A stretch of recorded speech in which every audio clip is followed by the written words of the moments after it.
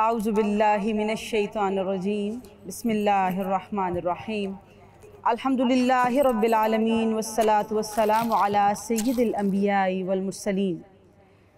या रब्बिल आलमीन, हम इज्जो इनकिसारी का इजहार करते हुए आज तेरी बारगाह में फिर से हाजिर हैं और शुक्र बजा लाते हैं कि तूने हमें 5वां रोज़ा भी मुकम्मल करने की तौफ़ीक़ व सआदत अता फ़रमाई।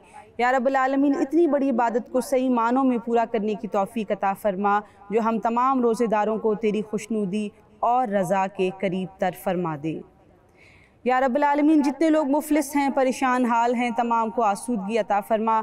खुसूस बिलखुसूस हमारे गज़ा के बहन भाई, हमारे फ़लस्तीनी मुसलमानों पर के हाल पर अपना रहम फरमा।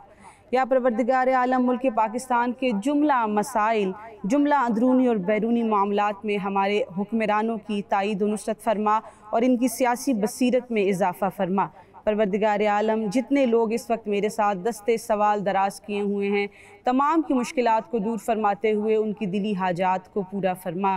परवरदिगार आलम, इस ट्रांसमिशन की सूरत में हमने दर्स व तदरीस की शक्ल में जो कुछ सीखा सिखाया उन तमाम पर अमल करने की तौफ़ीक़ अता फ़रमा। आमीन बिजाहिन नबीहिल अमीन।